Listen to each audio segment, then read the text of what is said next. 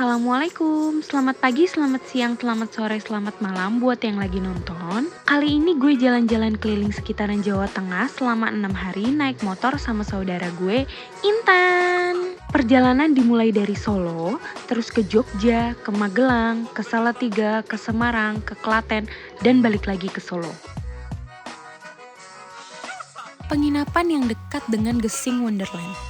Penginapan ini juga buka untuk rumah makannya dengan menu seafood, ayam, mie, dan lain-lain. Untuk harga makanannya cukup murah untuk sekitaran wisata. Oh iya, kamarnya cukup untuk 2 orang, bersih, nyaman, ada kamar mandi di dalam, dan kipas angin. Harganya mulai dari 250.000 per malam, per kamar, udah dapat free 1 kali makan. Jadi makannya bisa request mau langsung dimasakin, pas datang atau buat makan malam atau buat besok sarapan. Pemiliknya ramah dan baik banget, parkirannya juga cukup luas kok. Alamatnya di Bolang, Girikarto, Kecamatan Panggang, Kabupaten Gunung Kidul, Daerah Istimewa Yogyakarta.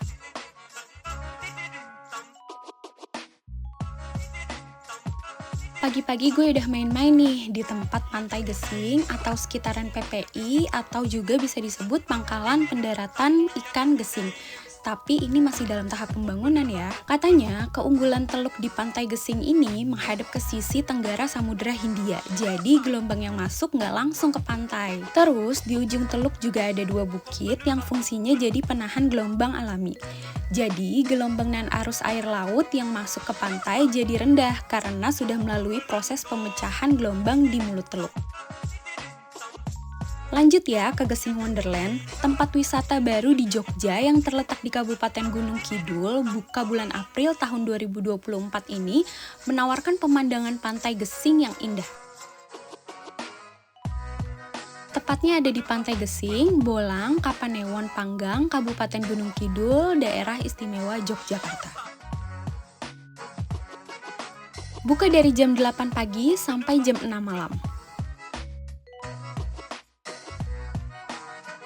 Ada toilet dan musola yang bersih, tempat parkirannya juga luas.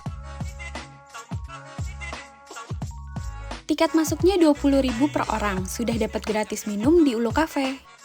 Kalau lo cari pantai yang banyak spot fotonya, di sini pas banget sih. Dari ujung ke ujung isinya spot foto.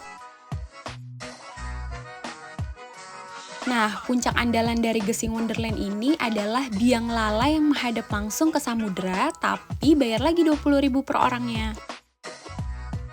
Gue juga pakai jasa fotografer di sana, difotoin sepuasnya, nanti pilih soft file-nya yang lo mau beli, harganya 5.000 per fotonya.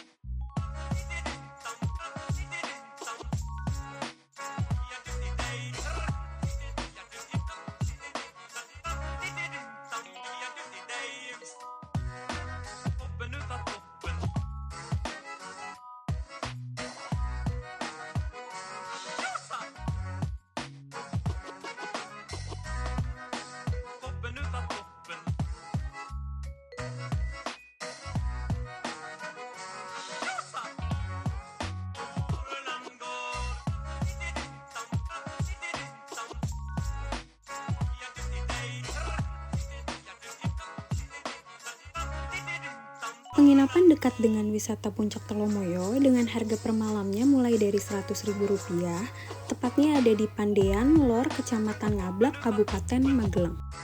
Ini homestay ya, rumah yang kamarnya disewakan untuk menginap. Tempatnya bersih, nyaman, ada dapurnya, ruang TV, ruang makan, kamar mandi dengan water heater, makanan ringan dan minuman hangat yang udah disediain sama pemiliknya, Pak Eko. Pemiliknya ramah banget, terasa kayak di rumah aja gitu sama bapak ibu. Homestay murah dekat tempat wisata, tapi fasilitas dan kenyamanan gak murahan.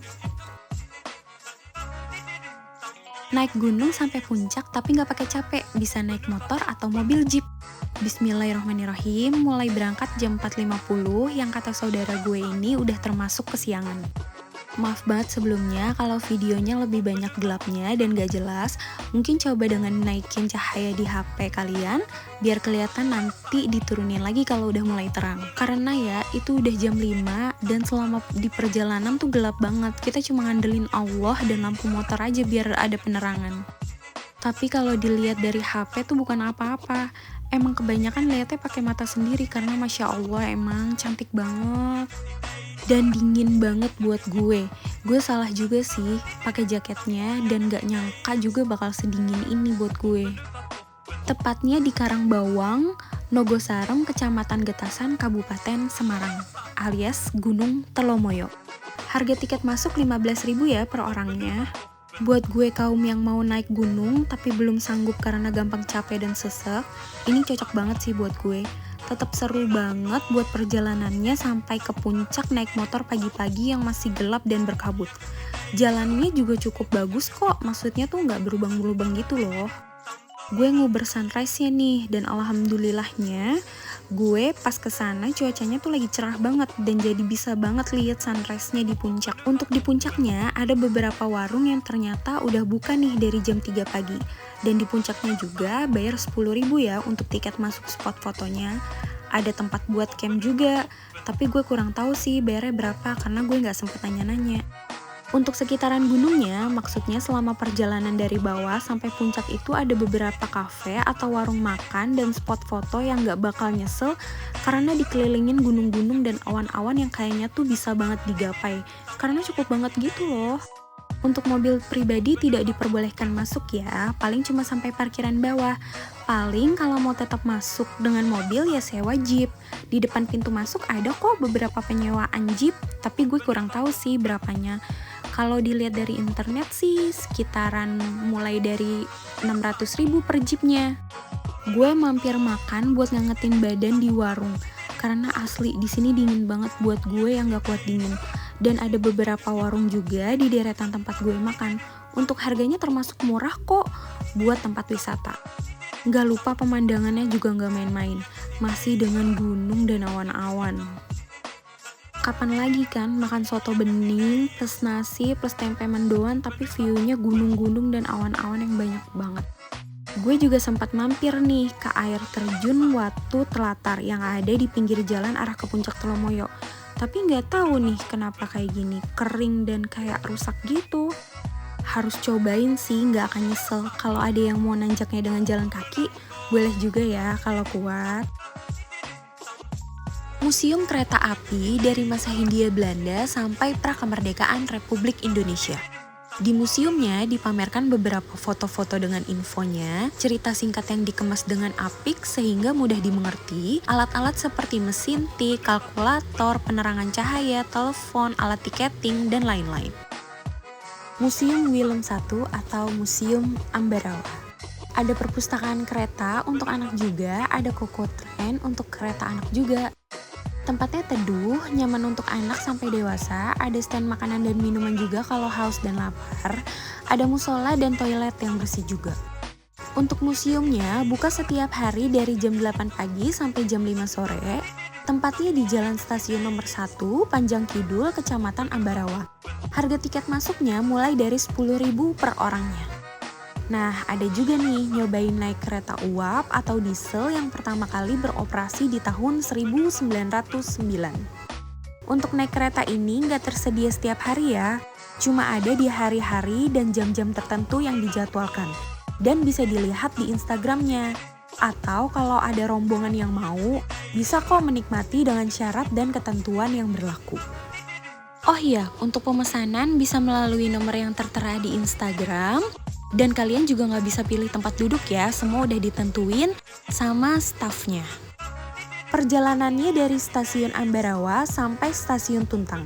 Terus di stasiun Tuntang boleh turun dulu sebentar untuk foto-foto atau sekedar membeli makanan, karena ada beberapa pedagang yang berdagang makanan di stasiun Tuntang. Selama perjalanan menggunakan kereta ini, kita bakal disuguhin pemandangan sawah-sawah yang luas, rawa pening, dan pegunungan. Nggak sampai 15 menit di stasiun Tuntang untuk mengubah kepala keretanya juga dan langsung berangkat lagi untuk kembali ke stasiun Ambarawa. Harga untuk naik keretanya 120.000 per orangnya. Jadi totalnya itu 140. 20.000 untuk masuk ke stasiun Ambarawanya dan 120.000 untuk naik keretanya. Total perjalanan selama naik keretanya itu kurang lebih selama 1 jam. Gue juga coba masuk nih ke bagian audio. Ternyata ada video tentang perkereta apian, ada pakaian-pakaian yang dipakai oleh seluruh staf di stasiun maupun di kereta api, dan ada miniatur-miniatur kereta api juga. Emang sih cuma 1 jam perjalanan, tapi pengalamannya tuh bisa banget diingat atau diceritain sampai lama. Objek mata air Cokro atau kolam renang Umbul Cokro ada di Jurang Jero, Daleman, Kecamatan Tulung, Kabupaten Klaten, yang buka setiap hari dari jam 8 pagi sampai jam 5 sore, dengan harga tiket masuk 15.000 per orangnya. Di sana tuh teduh karena pohon-pohonnya yang rindang dan sejuk, airnya tuh dingin banget. Pas pertama masuk kayak biasa aja, tapi pas udah keluar dari air terus masuk lagi, baru deh berasa dinginnya. Dan bener juga airnya bening bener, ya kan air dari mata air. Nggak cuma umbul aja, tapi ada waterboomnya, ada mandi bolanya, bayar lagi 5.000, ada river tubingnya, bayar lagi 40.000, sewa ban 5.000, dan ada banyak stand makanan dan minuman yang harganya mulai dari 5.000 rupiah. Jadi nanti pas masuk ke area umbul, udah banyak yang nawarin sewa tikar untuk duduk di dekat warung makanannya dan dekat umbulnya. Harga sewa tikarnya murah kok, cuma 10.000 rupiah aja kalian udah bisa duduk enak tanpa bawa-bawa tikar. Di tempat untuk river tubingnya tuh kayak ada air terjun gitu. Karena gue gak main river tubingnya, jadi cuma foto-foto aja deh di sekitarnya. Dan gue juga kurang tahu sih itu river tubingnya jaraknya berapa ratus meter atau berapa kilometer. Dan durasinya juga berapa lama, gue juga kurang tahu karena gue gak nanya-nanya. Dimsum yang lagi viral di kota Solo nih, sejak 2018. Padahal gue datangnya di hari dan jam kerja, tapi tetap aja ngantrinya panjang. Dia ada 3 cabang, ada di Pasar Gede, UMS, dan Manahan. Nah, gue ke cabangnya yang di Pasar Gede, tepatnya ada di lantai 2 Pasar Gede yang pasar buah ya. Buka dari jam 8 pagi sampai jam 10 malam, harganya mulai dari 15.000 aja. Kedai yang katanya berdiri sejak tahun 2002 itu namanya Selat Solo Tenda Biru dan Gudeg Ceker Pak Bejo. Nah, gue mau nyobain nih di outletnya yang ada di Jalan Wahidin nomor 26 Purwosari, Kecamatan Lawean. Yang buka dari jam 8 pagi sampai jam 9 malam. Untuk harganya mulai dari 5.000 rupiah. Karena gue udah pernah nyoba selat Solo, jadi sekarang gue mau coba yang lain nih, sup matahari. Salah satu makanan khas Solo juga. Rasa kuahnya tuh sup bening gitu, asin, seger, mataharinya dari telur yang dibentuk kayak matahari, terus ada wortel, jamur, kentang, jagung, daging ayam, dan bumbu-bumbu dapur. Untuk tempatnya sendiri cukup ramai ya, jadi gue ke bagian yang di luar nih, bagian dalamnya gue kurang tahu, tapi untuk di luar meja kursinya memang dibuat simple untuk makan.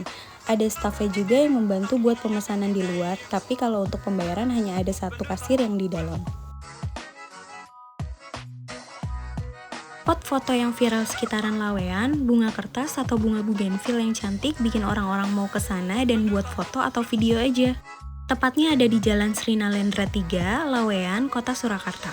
Atau gampangnya cari aja Baron House Cafe. Tempatnya ada di dekat cafe itu, bukan di dalam kafenya ya. Kedai kopi yang ada di Lawean yang cukup estetik atau bisa dibilang nyentrik ini jadi daya tarik tersendiri bagi penikmat kopi di Solo Raya bahkan di luar kota kayak gue. Tapi gue gak minum kopi, saudara gue aja yang minum kopi. Gue bagian minum coklat aja. Alamat kedainya ada di Jalan Sido Luhur, Kampung Batik nomor 51B, Lawean, yang jam bukanya belum bisa dipastiin nih. Tapi pas gue kesana, jam 9 udah buka, tutup di jam istirahat buat sholat, terus buka lagi dan katanya bakal tutup jam 5 sore. Harganya mulai dari 20.000, gue ngincar spot fotonya juga sih. Berdiri sejak tahun 1952, es krim Tentrem ini terletak di Jalan Slamet Riyadi nomor 132 Keprabon, Banjarsari. Ada banyak menu es krim nih yang bisa kalian cicipin. Nah, kalau gue cicipin mangga sensation yang mirip banget sama foto di menu, alias ada buah mangga di pinggirannya juga. Terus yang lain cobain strawberry circus, Jamaika, dan es krim pelangi. Rasanya nggak ngecewain dengan harga yang mulai dari 8.000 dan jual minuman atau makanan lain juga. Buka dari jam 11 siang sampai jam 9 malam.